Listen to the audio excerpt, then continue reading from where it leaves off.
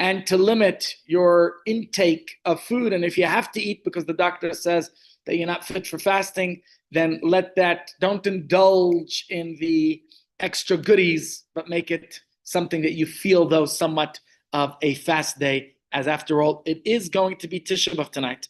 So we know that this is a day of the year when we mourn many tragic events that befell our people, particularly the destruction of the temple and many of the bitter exiles that and calamities and tragedies and persecutions that came with it. So we're going to look here at some of the discussions. Like I said, I prepared the slide last year, so I don't remember everything, why this was in here. We'll have to figure it out. But maybe because we're having a discussion about faith and about finding faith in difficult times, well, this is what was found carved into the wall of a prison cell at Mauthausen concentration camp, where somebody wrote, if there's a God, he will have to beg for my forgiveness. So what I want to really engage in today, besides for talking about some of the events and incidents that happened on Tisha B'Av as a quick review of them, is to discuss how people have gone through all these tragedies in their lives, how they still manage to maintain their faith. It's not easy, and I believe each person handles it differently, but I still think it's a discussion that's worthwhile having. And so that's what we're going to talk about. So just briefly, for today's class, because we did discuss this 2 days ago in the class as well, some of the events that occurred on Tisha B'Av. Well, in 1313 BCE, that's the day that the spies who were dispatched by Moshe Rabbeinu returned with the negative report that was actually on the 8th of Av today. And they came back with their message that Israel was unconquerable. And it was that night, which became Tisha B'Av tonight, that the people cried and insisted they'd rather go back to Egypt to be slaves than to continue on to the promised land. And of course, that displeased Hashem, and it was decreed that that generation of Jews, of the Israelites, would be constricted, would be their visas to enter the Holy Land would be revoked, and they would have to live out the rest of their life in the desert. And every year on Tisha B'Av, they would dig their graves and go inside. And it was only 38 to 39 years later, the 40th year of their journey, that they dug their graves and they didn't die. And they waited a couple of days until the 15th of Av and realized that the decree was over and they would be the first ones to enter the promised land. We know that both of the holy temples were destroyed. The first temple by the Babylonians on Tisha B'Av in 423 BCE, and 5 centuries later, in the year 70 of the Common Era, the second Beis Hamikdash was destroyed on the very same exact date. Now, if you were at the class a few days ago, you note that actually some of the dates of incidents, such as the First World War, which didn't start on Tisha B'Av itself, it started a few days before the Tisha B'Av. Some of these events happened around this time, but Tisha B'Av became the national day of Jewish mourning for all the tragic events of our history. And so if we look at some of the other events, it was only 68 years later, in the year 133 of the Common Era, when the Jewish soldiers who participated in the Bar Kokhba rebellion, they were brutally butchered in the final battle at Beitar. And when did that happen? Also on Tisha B'Av, on this day, the 9th of Av. Other events that we mentioned was,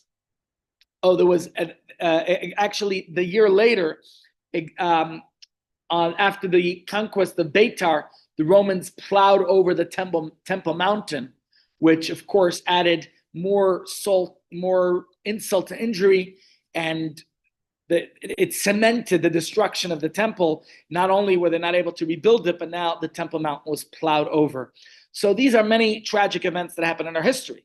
Of course, later on, in the centuries that followed, many more tragic calamities, terrible events that coincided around the date of Tisha B'Av, such as the Jews' expulsion from England in the year 1290, or 1492, when the golden age of Spain came to a close, when King Ferdinand and Queen Isabella ordered the expulsion of all Jews to be banished from the Iberian Peninsula. It started first with Spain, and 5 years later moved to Portugal. The Jews were given a date by Tisha B'Av, 1492, that they had to put all their affairs into order and leave the country.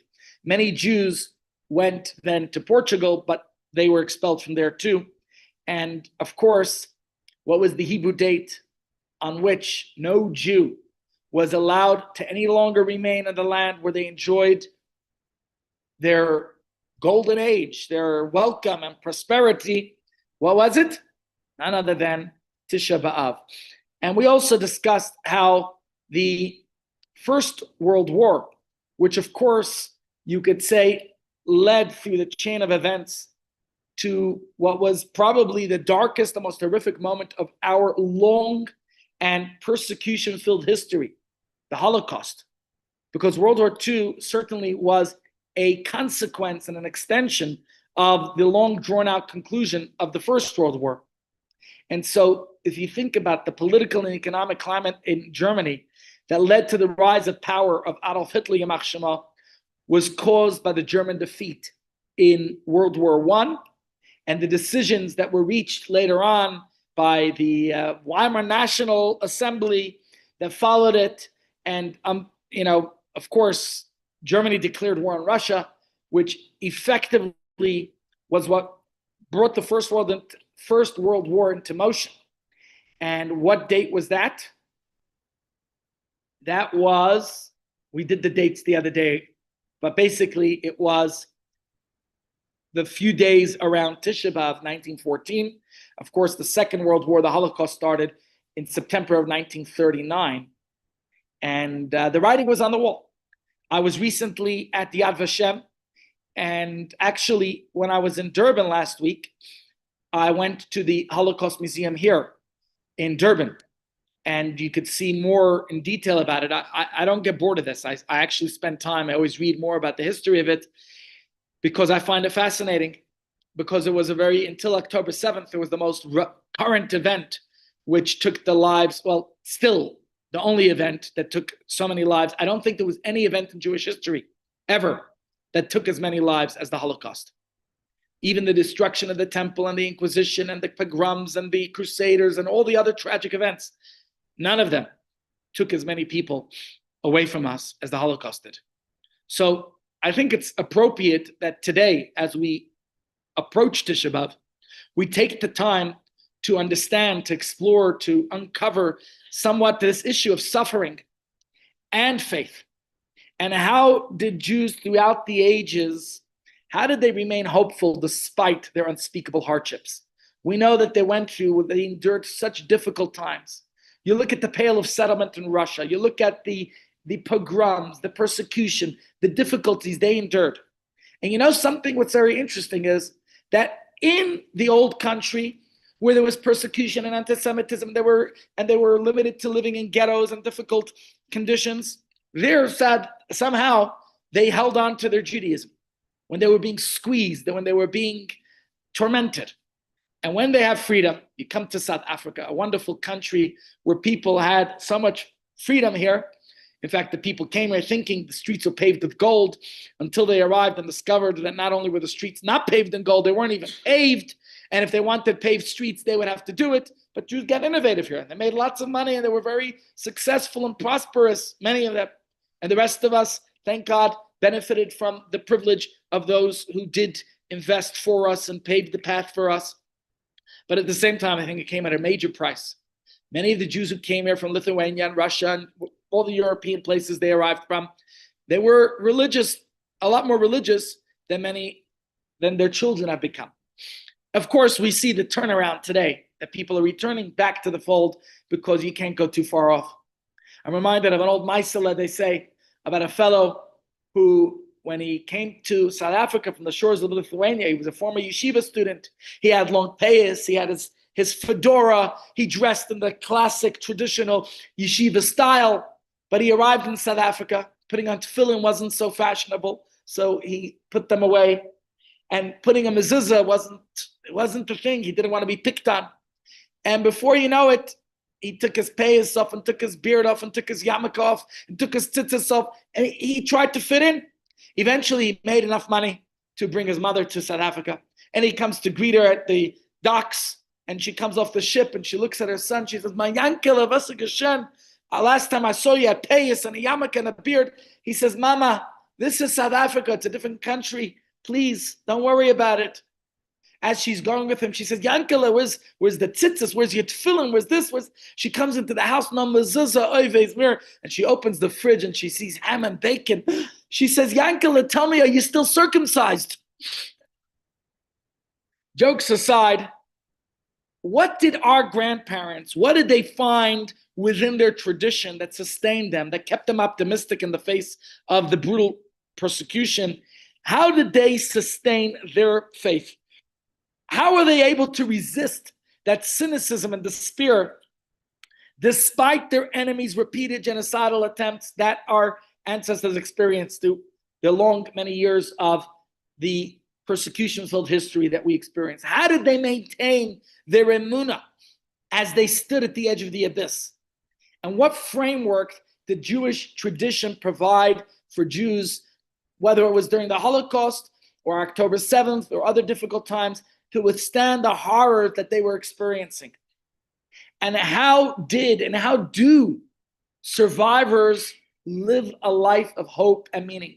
I mean, they do. We saw last week a wedding of two of the survivors of October 7th, the Sasha Cohen and her husband, I'm not forgetting their names. Anyways, they got married last week. We look at these simchas and say it's incredible that people are able to move on, move forward. And the question for us is, what do their experiences tell us about finding meaning in life, having faith despite the challenges and difficulties that one might endure? And then our own challenges tail when we compare it to theirs. So let's look at ways in which Jewish tradition offers us strength to grapple with our own pain and suffering. And so when we look at some of these ideas, some of Jewish tradition and wisdom about handling suffering and pain and how we're able to persevere. Yeah.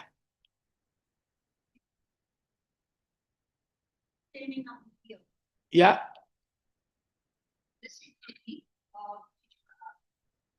I don't know if anybody else can use, but I'll do. Germany, part of anti-Semitism, passed laws this week making it a criminal offense to practice anti-Semitism. That's the major step and definitely a sign.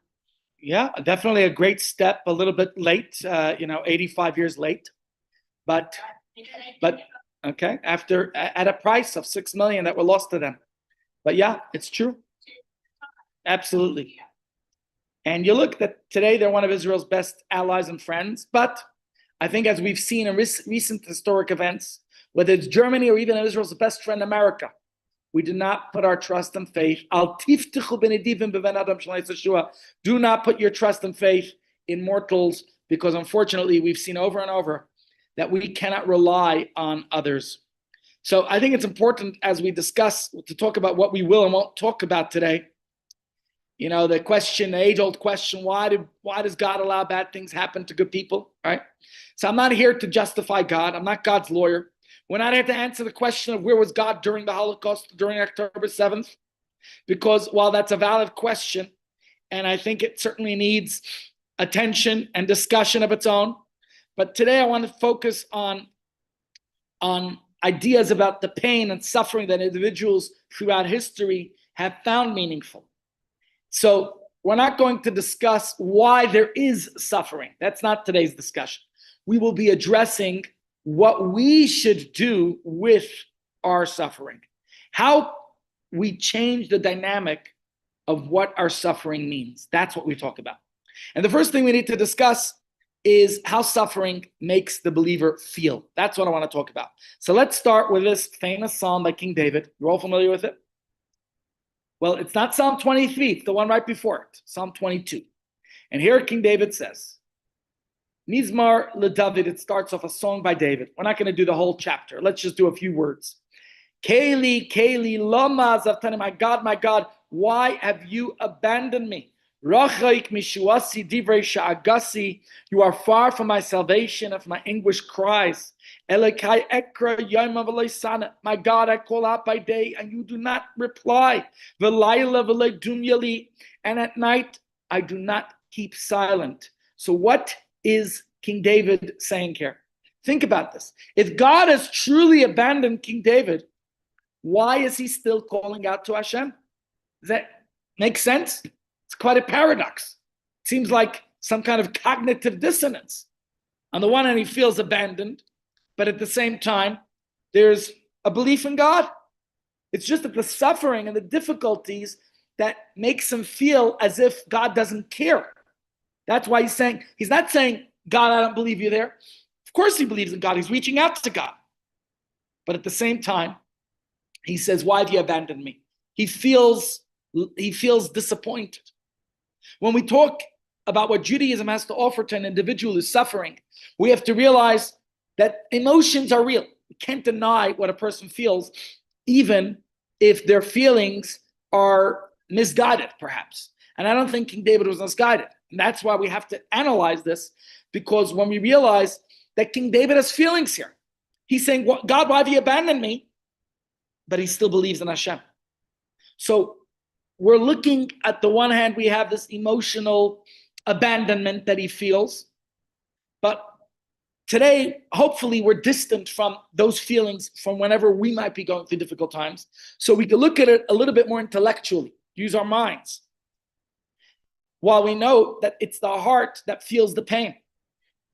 And while we may be able to reframe the issues of personal suffering from a philosophical perspective, because maybe we're going through these things and it might not satisfy us when we're in the moment, but hopefully the ideas that we're discussing here will help us, while maybe it doesn't help us to deal with the feelings of pain or abandonment or emotional anguish or whatever, like King David is feeling, and we also do. But at the same time, maybe just discussing it now will help us when we find ourselves in those situations. So I'm not going to answer the suffering, because I don't think we could. Each person deals with their pain differently. But maybe we could reframe the pain in ways that are meaningful. And hopefully that helps us in the right direction of handling our spiritual guidance for painful moments. So let's talk about understanding that God is present and feeling God's presence even when we're in pain. Like David HaMelech says, my God, why have you abandoned me? He realized God's still there, but he doesn't feel God's care. Okay. So to understand the Jewish perspective of coping with pain, of grief, of sorrow, of challenges, of difficulties, I want to look in the Torah and then a Talmudic story. The story in the Torah is a famous story you might all be familiar with. It's on the screen. Vayetar Yitzchak LaHashem, Isaac and Rebekah, the second of our patriarchs and matriarchs, were, as many of our patriarchs and matriarchs, were infertile. And of course, they were dreaming of this child who would perpetuate their legacy, who would fulfill the prophecy that God said that your descendants will be great and numerous and will inherit the land. But where are they? And what does the verse say? That finally Rebekah becomes pregnant and she regrets it. Why? The verse says that Rebekah was sterile and Isaac pleaded with God for her sake. And what happens finally? God granted his plea and Rivka became pregnant. But the children clashed in her belly. What's going on here? But Rivka says, how painful it was. This pregnancy wasn't easy. And she says, what's happening to me? And Rivka went to seek a message from God. God said, two great nations are in your womb. And two governments will separate from inside you. The upper hand will go from one to the other. And eventually the older one will serve the younger one. This is what Rivka is told. Now, before we go further, I'm asking you this question. Does that satisfy her? If you were Rivka, would you be satisfied with this answer? Does it help? Does it resolve your question? Does it answer why you're experiencing pain? Or does it just give you, did she give birth at the end? Or did she abort this pregnancy? What did she do? Hold that thought. Okay, did God's answer cause the fetuses to stop struggling? How did God's explanation help Rivka deal with the pain? That's the question. Now let's look at the story in the Medrash about Rabbi Meir. It's a story I actually tell sometimes in Shiva homes because I find that there's lessons we could take from it. But let's read the story inside today. The story says as follows. One Shabbos afternoon, where Rabbi Meir was lecturing at the academy, his two sons died. What did their mother Bruria do? She laid them on the bed and covered them with a sheet. So Bruria was a very smart woman. She didn't want to disrupt and disturb her husband's Shabbos celebration. While he had a custom every Shabbos to study with his kids, which is a beautiful a tradition many parents try to do, and gives nachas and a chance to review with your children what they study. When Rabbi Meir arrived home after Shabbos, he asked, where are the children? Of course, after Shabbos, we have a tradition of performing the Havdalah ceremony. That just as Shabbos enters with a cup of wine in the Kiddush ceremony, Shabbos concludes with distinguishing between the holy and the mundane, and there's a Havdalah ceremony. And it's traditional that the family gathers around together for this Havdalah ceremony. So he wonders where the kids are. So she's trying to buy time. She says they went to the lecture hall. Obviously, this is a little bit of a lie, but maybe not. Maybe it's a white lie because they went to the heavenly lecture hall, but she didn't tell her husband that. And in fact, he says, but I looked in the study hall. I didn't see them. So where are they? He asks his wife. Now, this is 1900 years ago. He couldn't just pick up his phone and call the kids, where are you? Oh, it's Shabbos. They wouldn't have their phones anyways. So Bruria, again, you know what Bruria means? Bruria means clarity. She had a certain clarity of mind. People's names oftentimes were a reflection of their personality. So Bruria, she handed her husband a glass of wine for Havdalah.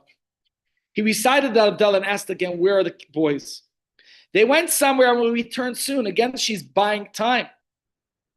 And then she served her husband dinner. She felt maybe it's better to have him well fed before she breaks the tragic news that they're dead.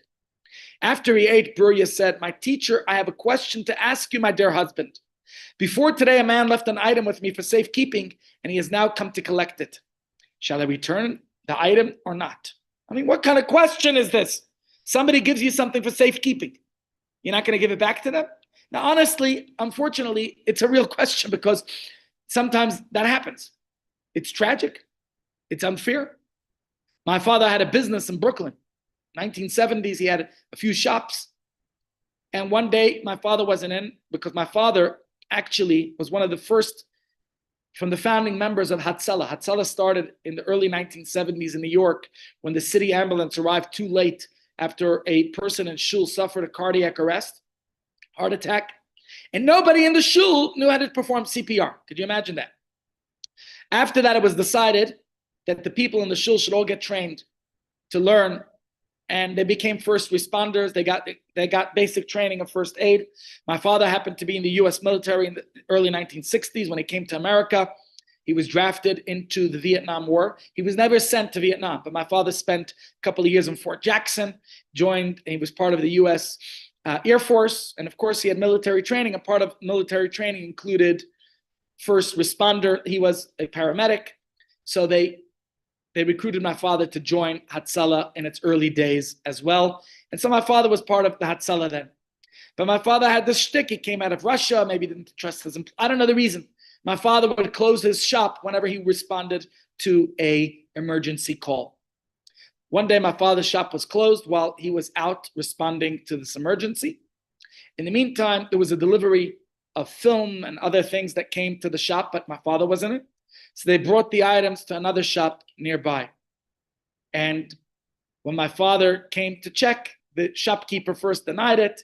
Years later, he confessed and said, can I pay you back for it? But he caused so much agmas nefesh at the time, it's very sad. And that was somebody who should be following the Torah and mitzvahs, a fellow Jew. So it's not always a given. Unfortunately, there's this, what we described before, cognitive dissonance, where people know what's the right thing to do, but do something else. The professor says, don't smoke because it will give you lung cancer or make your nails yellow. But then the professor goes and smokes himself. I've seen this over and over. We as parents sometimes tell our kids certain things, and we don't live by what we tell them.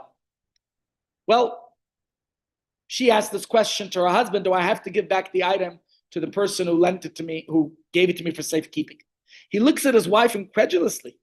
He says, my dear, is not a custodian required to return a deposit to its owner? Ah, she said to her husband, my teacher, she calls her husband her teacher. If not for your words, I could not have brought myself to return it. Now, of course, she's speaking in a puzzling way, and he doesn't understand yet what's to come. Bruria then took his hand and led him to the bedroom. She approached the bed, drew back the sheet, and he saw his two children lying dead in the bed. You can imagine his instant natural reaction. He freaked out, he screamed, he cried, my sons, my teachers, my teachers. They were my sons in the ways of the world, but my teachers, for they enlightened my eyes with the words of Torah. At that moment, as he was crying, his wife, Bruria, interjected. She says, my teacher, did you not tell me that we are required to return the deposit to their master? Which is when he responded, quoting the words of Job, of Eov, one of the books we're allowed to read on Tisha B'Av. He said, Hashem natan, Hashem lakach. God gives, God has given life, and God has taken life. Yehi Shem Hashem mevorach me'at vadela. May God's name be blessed for eternity. Said Rabbi Chanina here in the Gemara. With these words, she offered him solace and relief from the intensity of his grief. You can imagine how intense his grief must have been, seeing his two children, his students, dead. And of her it is written, he says, in Proverbs, Eshet Chayil mi'imtza, a woman of valor who can find. Now, just analyzing these two stories here, dealing with suffering, dealing with pain. First, the story of Yitzchak and Rivka. Obviously, you see the severe pain and suffering and discomfort, so much that she regrets her desire to even be pregnant. Which, if you go back to last week's parsha, people were asking the questions about a husband annulling his wife's vow. And one of the commentaries explains, it's talking about when a woman makes a vow in pregnancy or childbirth that she never wants to have a child again. And her husband knows that she really does want to have a child again, except that the pain of childbirth is so excruciating that she might say words she doesn't really mean. And in those instances, as an example, her husband can annul her vow because he knows that she doesn't mean what she's saying when she says she swears never to have a child again because of that pain. Well, in the case of Rivka, she has the ability to seek meaning for her suffering. There was a great sage, a prophet in that time known as Shem. So she goes to the yeshiva of Shem and Aver, who was a descendant of Noach, and she asks him, why am I going through this? Why am I suffering? And he explains to her as a prophet, as a man of God. He says to her, Hashem says, Shnei goyim b'vitnech, there are two great nations in your womb, Ushnei lu'umim mi'masayich yiparedu, and they're going to be great dominating forces in the future, Yaakov and Esav. Oh, after that, you don't hear a kvetch. No more complaining. She accepts her pain. Doesn't say her pain went away, but she understands it now. She has some context, you understand? And this is what I wonder. Did the explanation lessen her physical pain? Right? Did it have this analgesic effect? It's like the doctor came and applied some, what is it called? Analgesic. What is it called? Come on, getting tongue-tied again. What is it called? The anesthesiologist comes and applies an epidural. The pain goes away. There's a name for it. Anesthesia. Something like that, right? And the same question, my friends, can be asked about Rabbi Meir and Bruria. What conclusion, what consolation did Rabbi Meir take from his wife's clever ploy and words? How did that help? The children were still dead. Did they come back to life? No, it's not the story of Elisha where the children came back to life. And we know he was a great rabbi, he was a great sage. They sat Shiva for their children. They observed the laws of mourning.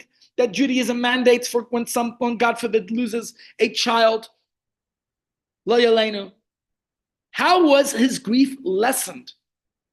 What comfort, what consolation, what solace did Rabbi Meir take in the knowledge that his wife said they're returning the deposit to its master? Of course, we understand that our children are only given to us in safekeeping. They are deposits from Hashem. We have to look after them. But how does that lessen the pain? And I think there's a common theme in both of these stories, is that the people in pain were able to find some sort of meaning in their suffering. The explanation that Rivka was given for her pain is that she was chosen to fulfill a specific task, something which constituted her raison d'etre, her purpose in life. So she had within her the progenitors of two nations, and God was bringing them to life through Rivka. And when Rivka understood this, that for these two nations, the whole world were not big enough, how could she expect, let alone that they'll be at peace within the confines of her womb, right? And the same thing we could say is true in the second story. Rabbi Meir and Bruya she comforted her husband to a degree by trying to illustrate that this tragic event of losing the children, that Shabbos, she didn't take away the pain. They were still dead. But she tried to put it into perspective to her husband. That just as a person who's safeguarding an object has a specific task, and when the owner comes back, you return it. Well, she's saying that was their job. They were looking after the children. And she tried to somewhat comfort her husband by reflecting that they were successful in that mission. So my friends, we have to realize meaning does not eliminate pain. What does it do? It allows us, hopefully, to cope with it. We'll discuss this picture in a moment. But there's a book by Temple Grandin called Animals in Translation. Anyone here familiar with it? And here's where we're going to need the Rebbitzins' help, because I don't remember what we were putting in there, but let's try to deal with it. She has an very interesting chapter on the distinction between pain versus suffering. And apparently, while it's the midbrain that perceives pain, which one's the midbrain? Is that the cerebellum? That's where I got a little, the cerebellum. The temporal lobe. Okay. So we're focusing here is on the frontal lobe, because the frontal lobe is what makes a person suffer. Right? It's more temporal lobe, Rabbi. Yeah. Yeah. Right. That's what I'm asking. If that's the one that brings, if the midbrain, right here, yeah. So that is the perception of pain, but it's the frontal lobe that actually causes or makes a person feel the suffering, right? So what would happen if you tried to separate, if the connections between the frontal lobe and the rest of the brain were severed? Then the connections, what would happen? People who are in agony could actually go about their business as if nothing is wrong. Imagine that. You can go through a surgery, you can have a procedure, and you don't even feel the pain. And if you ask them, they will tell you, well, I guess they're in pain, but they don't care about the pain. They don't feel it. Makes no difference, right? It's not something they're experiencing. So there's no overwhelming sensation that's causing them to feel that anguish. When we have the ability to have some kind of a meaning to a painful occurrence, it doesn't take the pain away, does it? We could be in pain, but there's a mental and emotional understanding that mitigates the pain. You know what I'm saying? So you go to the gym. That was the image I was showing you before. When you go to the gym to exercise, what happens? If you're going to push yourself, you're going to feel the pain, right? It's not easy. And no pain, no gain, right? The harder you push yourself, the more sore and the more difficult the experience might be. But do you kvetch and say, why am I in pain? Why not? You push yourself, you're sweating, you're hurting. But you understand that that pain is necessary for your exercise to matter.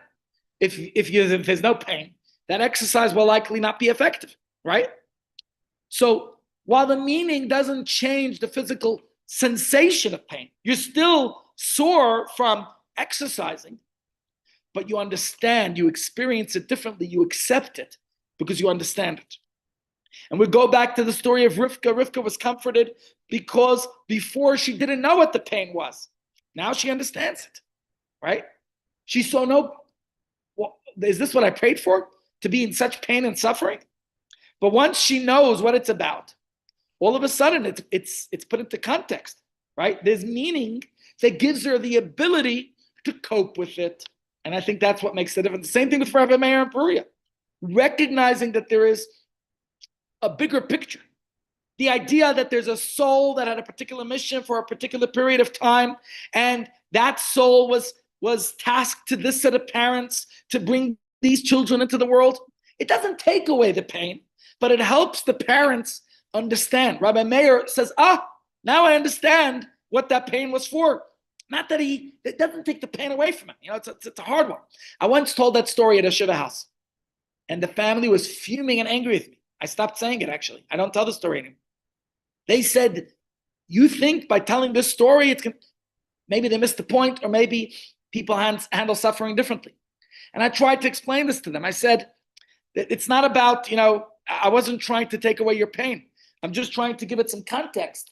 And I was hoping that this story would give them some form of comfort. But I guess different people handle differently. Rabbi Meir was obviously comforted by his wife.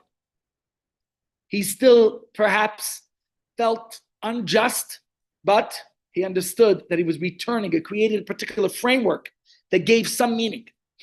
And like I say, you got to be careful the way you tell these stories, because from my own experience, telling the stories once backfired. But either way, the question for our discussion is, how do we find meaning in painful situations? And Jewish tradition provides a variety of ways for people to relate to their own experiences, to their suffering. And it's important for us to have this, because we ask this question, why me? What did I do to deserve this? Right? It's a question that survivors of the Holocaust on October 7th and anyone who's gone through any difficult, tragic moments understand. But in order to understand this properly, I wanted to look at a few elements. The first one we have on the screen here is about atonement. When a person's experiencing difficulty and hardship, many people feel it was because they're being punished by God for something terrible they did, and now this is karma, this is payback. And people will ask this question, why? Why is this happening to me? Right? There seems to be this innate sense that if something bad is happening, God forbid, it's because you're being punished and it's a consequence for something they've done that deserves suffering. The truth is, while perhaps that's a coping mechanism for some people, and maybe it's a comforting thought even, that this is why it's happening. But I think we have to realize nothing's random. And maybe people feel it's a way for them to it's a cleansing process.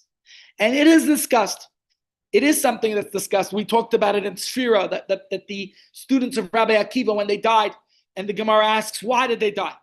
And the Talmud explains, because they didn't treat each other with respect. And the second temple, why was it destroyed? You could tell me, naturally, Titus was angry at the Jews, and he was dispatched to destroy the temple by the Roman Empire. And you could say the first temple, Nebuchadnezzar, the same thing. But the Talmud actually gives us reasons. For the second temple, it says because they had baseless hatred. For the first temple, it says there was immorality. So these things caused the destruction of the temple. So we understand why people seek meaning. But the truth is that Judaism does not make a blanket proclamation that all suffering is a result of some kind of a sin. And it's true, a person could look inside themselves. It's never for us to point the finger at somebody and tell them, this is why you're suffering, unless you're a prophet and you could really tell somebody. And the truth is, we know there are certain instances where tragedy is not the fault of anybody. Okay? There are some scholars in the Talmud, some of the Rishonim maintain that all instances of suffering and death are a result of sin, and others say that's not the case. So this could be a debate of why something happened. Maybe it's even a previous incarnation that we're now taking flack for. But my friends, if I look at the teachings of the Rebbe said that Satan himself cannot produce enough sins to justify a calamity of the scope of the Holocaust. And I would venture to say the same for October 7th. While it's true that we as a Jewish people were not in a good way, pre-October 7th, we had a rabbi in our shul, Rabbi Hendler. And I don't think Rabbi Hendler will say he's a prophet, but I actually want to show him the video of what he said. He was at my shul the day before October 7th. I'm talking, and I think Rebbitzin, you were maybe there that day, in our sukkah. And Rabbi Hendler said that the rate we're going, we're destroying ourselves. He was talking about that post-Yom Kippur event where there was a big fight in Tel Aviv about a public Yom Kippur service. I guess it's obvious if we look at our history, history repeats itself. And those who don't learn from history are doomed to be, what is the expression? Are doomed to repeat it, and we repeated it.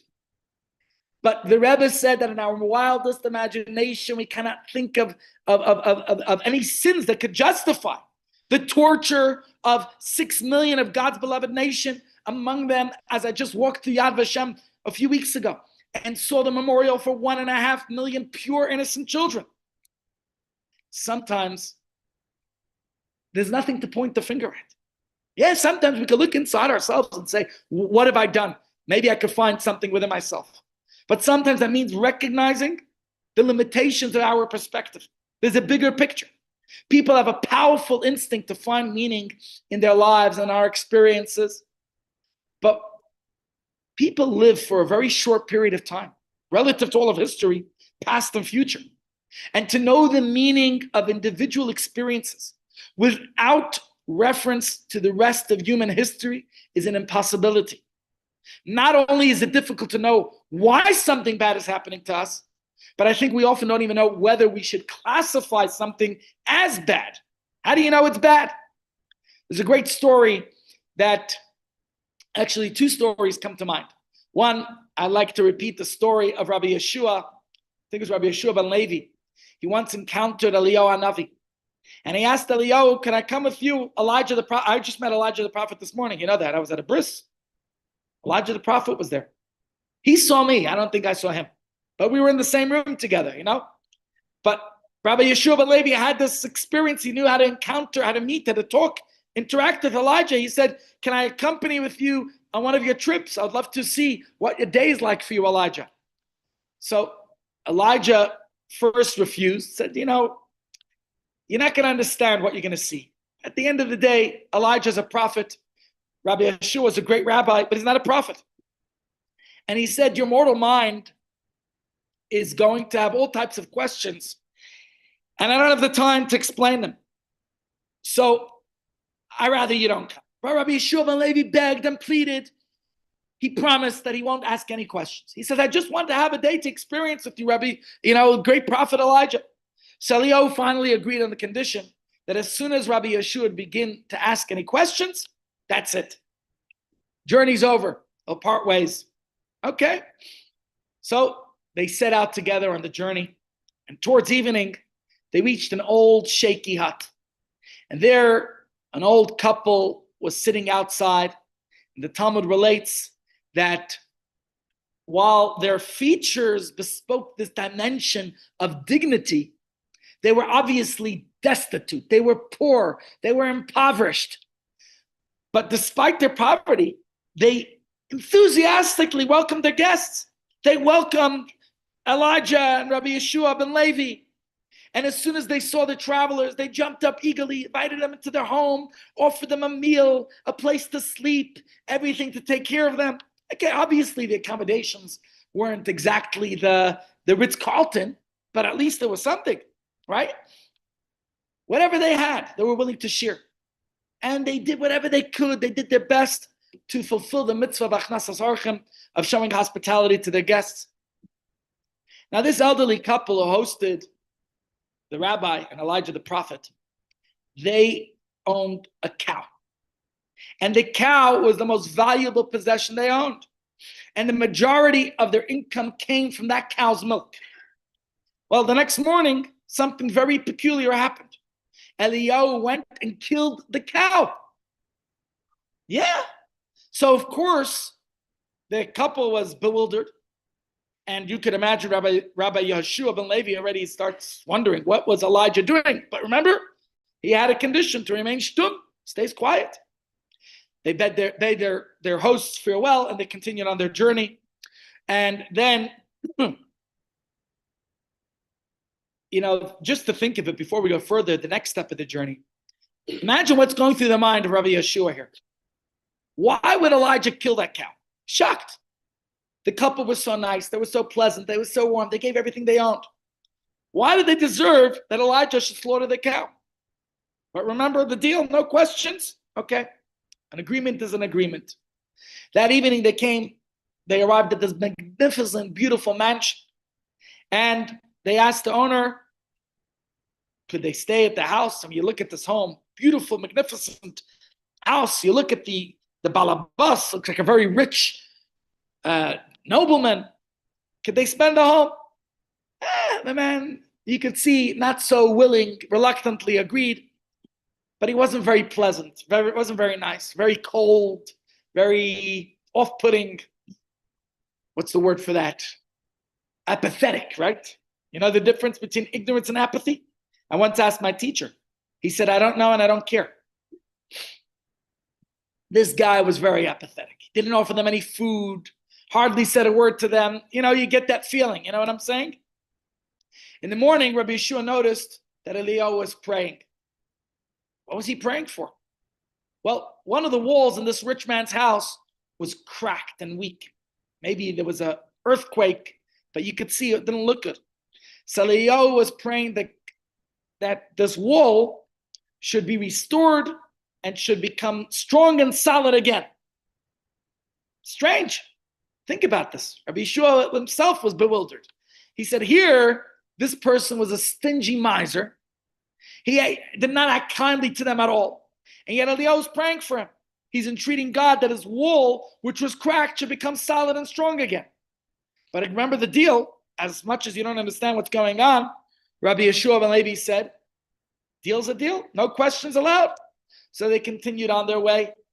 And eventually they arrived in this beautiful city. Everything about this place you could see reflected prosperity and opulence. And they made their way to the shul. It was this magnificent structure designed with elegance and taste. Gold, silver, you name it. Brilliant, beautiful, everything. Rabbi Yehoshua ben Levi thought they would have no problem here in a rich city with hospitality. You look at the shul, you could see that these are well-to-do, wealthy people. But it didn't work out that way. The people were not very kind. And when the prayers were over, nobody even approached them and asked them, offered them a place to eat dinner or offered them a place to stay. In fact, they overheard somebody say, these people, let them eat the leftovers from the kiddush, And they had to spend the night in the shul, sleeping on the beautiful cushioned benches. No supper. They eat the leftovers from the bracha. That's it. In the morning, when they were ready to leave, Eliyahu turned to the congregation and he blessed the community, the inhabitants of the city. He wished them they should all become great leaders. Now again, if you were Rabbi Yehoshua ben Levi, puzzled. Why did Eliyahu bless these people who had not shown them any hospitality? But, of course, remember, a deal's a deal. Sure. That evening, they came to another city. And obviously, it was not a very wealthy community. As you saw, the shul wasn't as magnificent. The shul was nowhere near as beautiful. But the people were very fine. They were warm. They were kind. They were caring. They fed them well. They did everything they could to make the travelers comfortable. And before Elijah left the city, you know what he said? May God help that only one of you be the leader. this point, Rabbi Yeshua can no longer contain his curiosity. So he turns to Eliyahu. He says, I know that by asking the questions, I will have to forfeit my trip. I will no longer be able to accompany you. But I just can't go on like this. My mind can't grasp, can't understand. Please, if you could explain these incidents to me, at least I need some explanation. So Eliyahu said, I'll explain, but then you have to go. He said, the elderly couple we first met, such wonderful, kind people. They did such generous acts of kindness. I wanted to give them a blessing. But Elijah, who's privy to the bigger picture, he saw that it was destined for this woman to soon pass away. So he said, I couldn't let this woman die. So, like, she's such a nice person.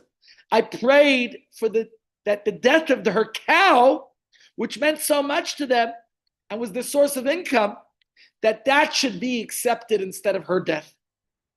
So because of the cow's death, this woman would be granted more years to live. And the cow's death was really a blessing for them. Sort of what our sages say, that the temple's destruction, we should be grateful that God unleashed his wrath on the temple instead of on us. There's a medrash that explains this, that once the king was very upset with his prince who had misbehaved, but instead of, what did the king do? The king went and destroyed the prince's palace. And the advisors was very happy, was very joyous. And the others looked at him and said, what are you so happy about that the king destroyed his son's palace? And the advisor said, because the king unleashed his anger on the palace instead of the prince. And the same thing our sages say, that while God was upset with us, instead of destroying us, God destroyed the temple. Eliyahu goes on to explain in the wall of the miser's house. Where were we holding? What happened in the miser's house? Remind me, I got to remember what we said. Oh, he prayed for the wall to be fixed. You know why? Because behind that wall was a great treasure that was buried.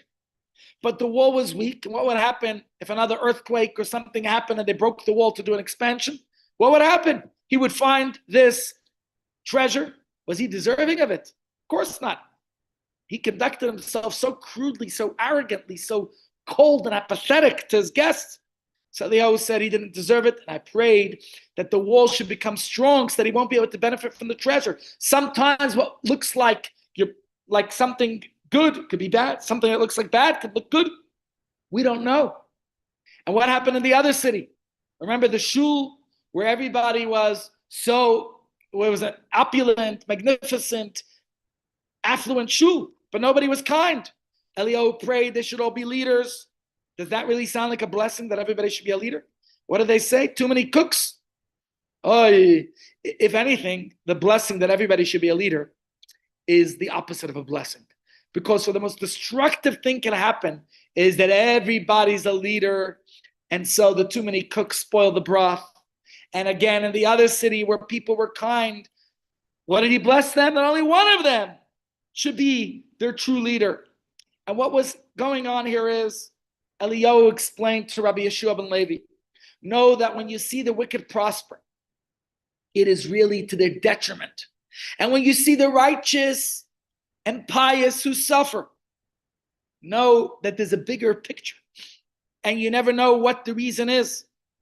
And therefore, Eliyahu said, while we part ways, I want you to serve as a lesson for you in life, that there's a bigger picture to everything. And don't just let the situation that you see let you think that that's the end all, the be all and end all. Think of this. Let's look at this picture here. What do you see? Come on. What do you see? What does it look like to you? Okay, let's take a second look. Do you see the whole picture now? Do you? How about now? And we can keep going. There's lots of these cute things where you think you see the picture. But what you realize is that that's not the bigger picture. So there's a story we once looked at, but I'll go through it very quickly.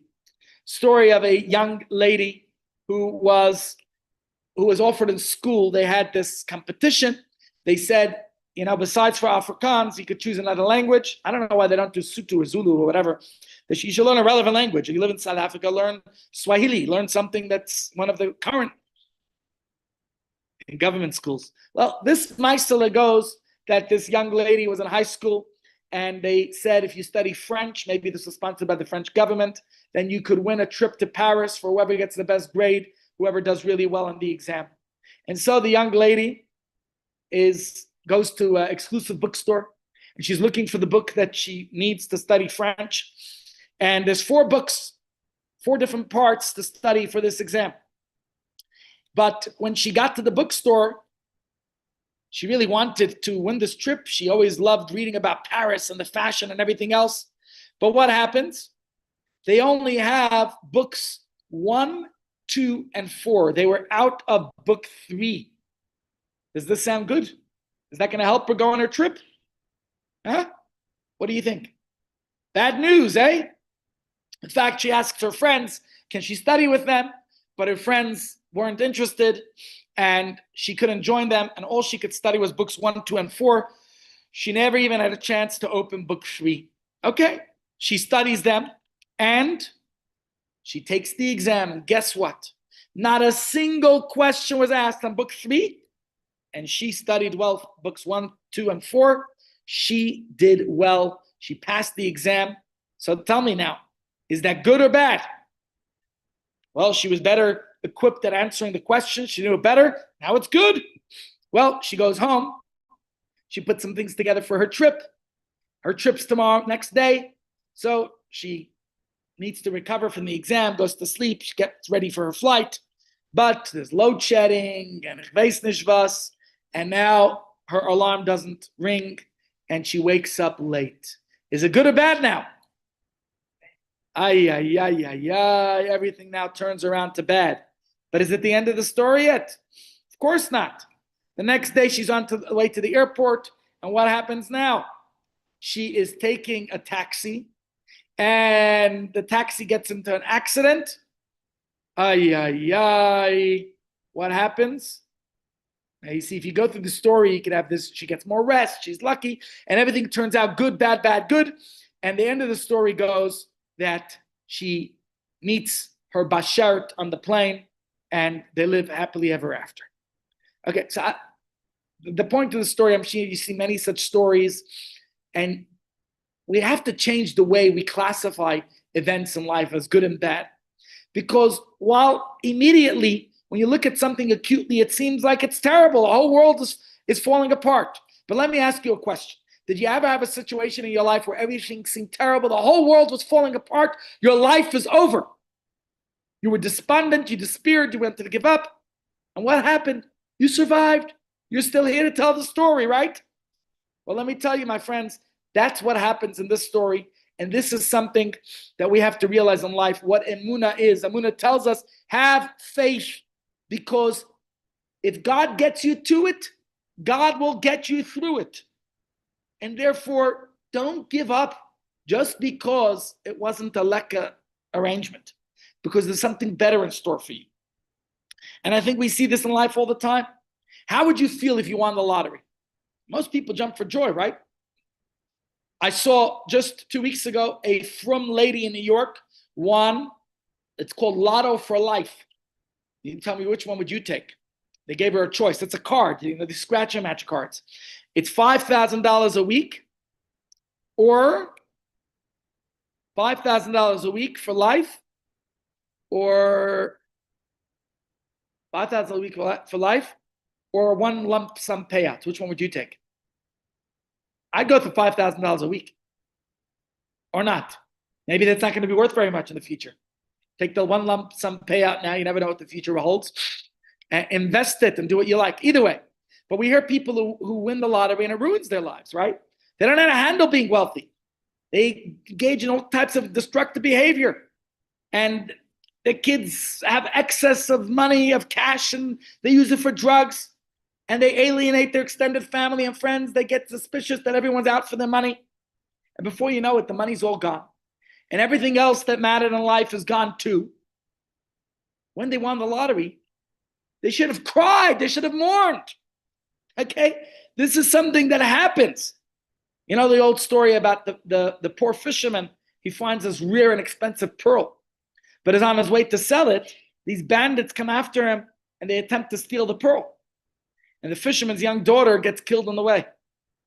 And this book, I think it's called The Pearl, it tells the story how the fisherman takes the pearl and he throws it back into the sea. Who needs this? Because sometimes the blessing becomes a curse. You know what I'm saying? And of course, there are people who had negative situations and ended up that was the most fortunate experience. I'm sure we could all think of such situations. That maybe the life started off from rags and they became rich. Maybe they had troubles and somehow that became a springboard, an impetus for them to improve. I remember once visiting a friend of mine in the hospital, and this fellow, I was going, ach, shame. The man said, this is the best thing that happened to him. I said, what do you mean? How can it be the best thing? You're sick. He said he was such a workaholic. He never had a moment to pause to spend time with his family. And now this gave him a time to reflect, to realize, he claimed to me, never again will he make such a mistake. He'll realize the importance of family. And this is the point, my friends. What if we never see anything good resulting from whatever life experiences? What if we can't even imagine it possible that something good could come from whatever painful, tragic calamity that a person might go through? Can we still find meaning? Can we still somehow transform, metamorphosize? Can we still shift, have a paradigm shift? What do you say? You look at the story of Rabbi Meir and Bruria. While Bruria was able to put some meaning to the challenge, or Rivka, did it take away their pain? No. She's not told you sinned and you're being punished. And she's not told that the suffering is very good and wonderful. Rabbi Meir and Bruria, I don't think the answer, she didn't say it's a punishment because the rabbi did something wrong. Or she did something wrong. And there's no benefit that comes out of them losing their children. But they were able to ascribe some meaning, some purpose. And this is something Viktor Frankl very famously echoed. He was a Holocaust survivor. He experienced firsthand the horrors, the worst of humanity.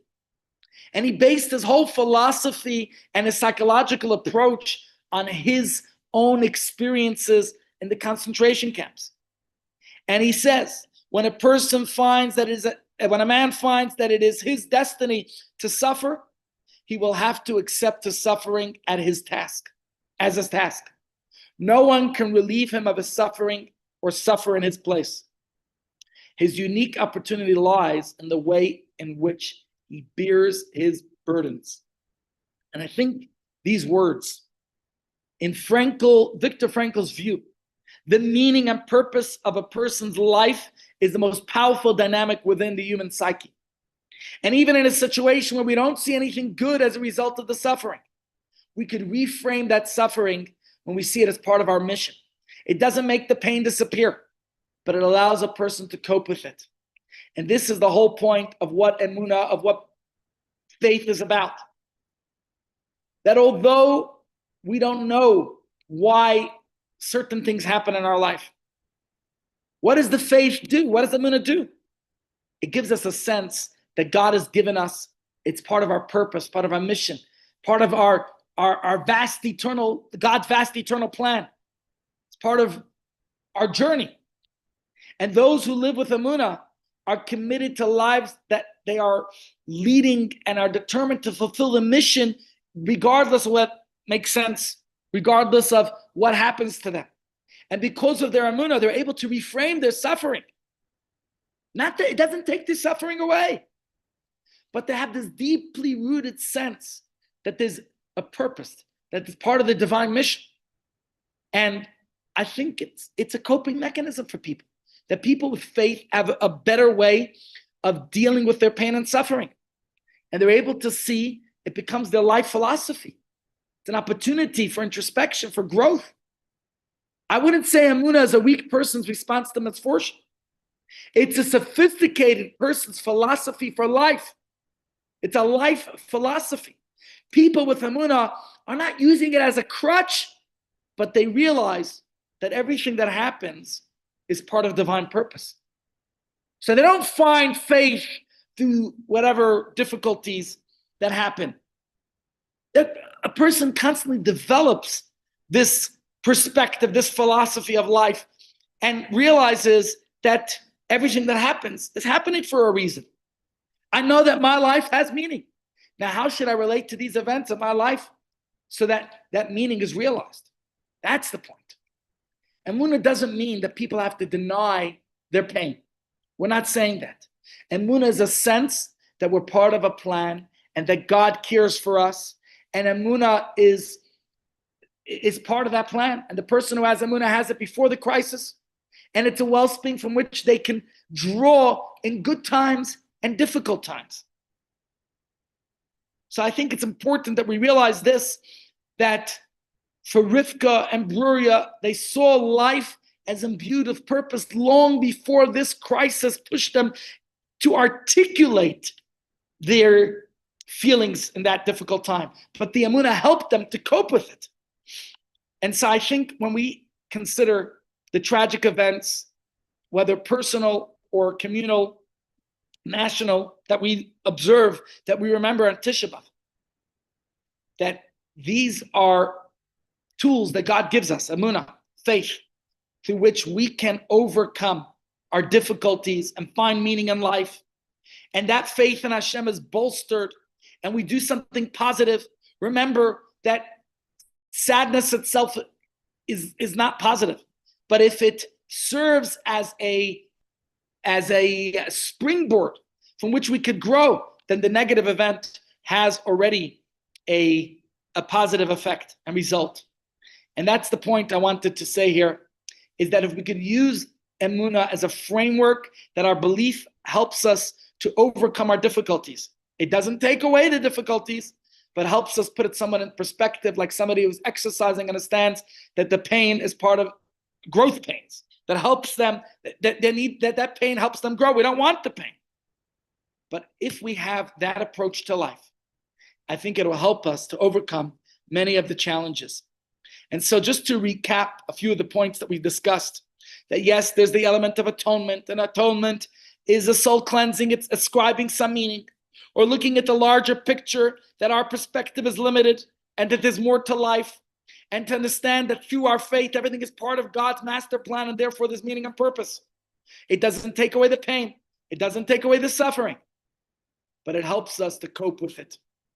This is a chart that shows us the different people, of what happened to people during and after the Holocaust. It was a study that was conducted in sometime after the Second World War, and basically checking with survivors. And this is what they noticed, that there was no 47% of the Holocaust survivors, there was no change, meaning those who were religious or irreligious before, there was no change to them. 5%, only 5% gained faith because of the Holocaust, and 16% lost their faith because of the Holocaust. 13% said that their faith was reinforced, was strengthened, and 3% were not reinforced in any way. 18% said that their faith was weakened. So you look at these numbers, and the bottom line is 63% of the people in total had no change. Those who had faith before kept their faith after. Yes, 37% were either strengthened or weakened. But the point of this is that ultimately faith is something that helps us to overcome our challenges. As the verse says, "V'tzadik b'emunah yichya," the righteous shall live by their faith. What does this mean? Habakkuk, the prophet, said that Emunah does not, as a rule, develop as a response that all of a sudden a person goes through a hard time and now it's changed their life. But instead, Emunah serves as a framework within which all events that we experience, whether life is a never-ending series of difficulties, of trials and tribulations, or life is smooth sailing. Emunah is the coming to terms with your purpose as a human being who has something to accomplish in God's world. Emunah is a way of living It's the way that the righteous lead their lives. Why does it say, tzaddik, the righteous shall live by their faith? Emunah means that we shape the meaning of everything that happens, all of our events, lives, rather than being shaped by them. It guides us. I realize everything has a purpose. External events don't alter my conception of life. This emunah is internal. It's something within me. It's natural. It's obviously something we have to nurture, but we nurture this nature that provides us with the resources, the mechanism to withstand all of life's challenges. And as a Jewish people, as Tisha B'Av comes, we realize we have a long history of tragic events, of persecutions. And we have a long history of how to deal with tragedies, whether personal or communal. How do we overcome the pain and anguish of these situations? And yes, there were people who lost their faith, but as we saw from this chart, it was those who had the internal emunah before the Holocaust. They were able to withstand the suffering, the degradation that they experienced, because it was a basis for them.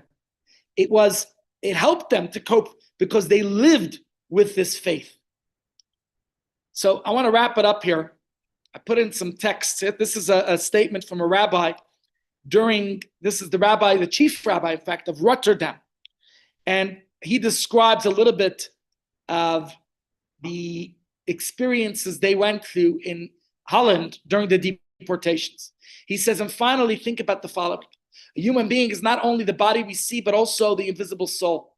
That is the eternal thing within us, which remains even when the body succumbs. Every suffering has an end. No pain endures forever, but your soul is immortal. It will overcome the suffering in a world of peace and truth. And thus there are three on which you can rely. Wherever you go, there's God, there's the Jewish community, and your own soul. All three are eternal and immortal. And therefore he says to his community, choose life. That is the call of the most superb Jewish commandment. Keep up in every situation. Fulfill your obligation and task as a human being and as a Jew in faithfulness. He's trying to instill within them, with your entire will and strength, be strong, chazak. Those are the words that this rabbi said to his community. So my concluding words for all of us here today, very important. Emunah is not a passive attitude. It is a forceful assertion that no matter how human beings behave, the greater good must prevail. Emunah refuses to succumb to evil or to be reconciled with the surface reality of the world. Emunah is not blind faith, but recognizing that beneath our surface reality lies a much deeper reality, the Jewish story, the purpose of existence, the idea that God, that our people, that our souls are the real dynamic forces of our lives. Don't despair. Don't give up. Don't be despondent. To have emunah is to recognize that we create our reality, that no one can force us to change our perception of what an event is about, as Viktor Frankl said. And this makes emunah an incredibly strong and deeply rooted force, even in the face of tragedy and horrific loss and whatever difficulties. And this is the message the rabbi left his community. Ubacharta b'chaim, choose life. The idea of choosing life is something that is so important and features in the Torah. And it is choosing life that we express to live with our emunah. And this, my friends, I think can be especially powerful when emunah seems beyond reach. The essential emunah of survivors was expressed in the very act of choosing life, of deciding to move on. As we saw last week of Sapir and Sasha getting married after being in the hellhole of Gaza. And they both got married. They got married last week. And moving forward, you see this with Holocaust survivors. This week is the birthday of Ella Blumenthal. She turns 105 Canaan Hara. Her son was at our shul yesterday, and we had a l'chaim to celebrate Ella Blumenthal's 105th birthday. And he's going to Cape Town to be with his mother. Could you imagine? A woman has gone through so much tragedy. In fact, she actually removed her tattoo. She was embarrassed of it. She tells the story in her video in the video that they made about her life. And this, my friends, is the message for all of us, that we have to continue, despite the tragedies and difficulties, despite the hard time that Israel is going through today. Continue going, continue forward. You see this in the words of many survivors like Elio Berkowitz here, or in the words of Elie Wiesel and so many others who made sure that despite the hardships they endured, to living life is a positive thing. It is a concept every day to choose life. And we, as a Jewish people, have a culture of life. We say l'chaim, and especially in response to those who try to decimate us. We don't just survive, but we thrive. As King David says here in Psalm 23, Gam ki elech b'geit hamabas, even if I walk in the valley of the shadow of death, lo ira ra, I shall not fear evil. Why? Ki ata imadi, because Hashem is with us. And so, my friends, as the anthem of Israel is Hatikva. What does Hatikva mean? The hope. We are a people with hope. We feel a sense of destiny. We have faith that there's meaning to our lives, no matter what we go through. Emunah doesn't allow us to become cynical or to feel defeated, even when the situation doesn't look good. That Emunah keeps us living. It keeps us looking forward to a greater future, that we can rebound from our most difficult moments. And this, my friends, is the important message we all have to take, because this is the message to all of us. Even when we walk through the valley of death, don't fear, because God is our shepherd. The shepherd is close. He's caring. It's personal. And King David declares there, he lacks nothing. He knows the shepherd will provide. God is there. Why? Because King David is a paradigm, is an exemplary, a role model of that emunah that helps him to cope. And he is called a tzaddik despite what he went through, despite some of his brutal mistakes, because King David, he didn't allow himself to fall apart. He didn't define himself as a failure just because he failed. And that, my friends, is a lesson to each of us as well, that we should keep that faith. Even if we walk in the valley of the shadow of death, I shall not fear, because you are with me. Remember that God is always with us. No matter how dangerous, no matter how evil the world around us is, God is with us, even in the most difficult moments. Please, God, we merit redemption for the whole entire world and a better time. Remember that the fast begins this evening at 5:34 p.m. If any of you are looking for an interesting and soulful experience, you can come join us at my home. We're going to have a special video presentation that I bought about the Ketores, about the incense. It's a journey going to the Vatican, and it's going to be shown tonight at our shul after Eicha. So Eicha will be at 6 p.m. It'll be Ma'ariv, followed by a soul-stirring rendition of Eicha, and about 6:45 p.m. we will show the film about the Ketores, the Holy Smokes. Enjoy lunch. Have a meaningful and purposeful Tisha B'Av. Next week, remember, I will not be here. I will be at a rabbinic meeting. So the Rebbitzin will take my place and give the shir. Zakazant, everyone. Enjoy and have a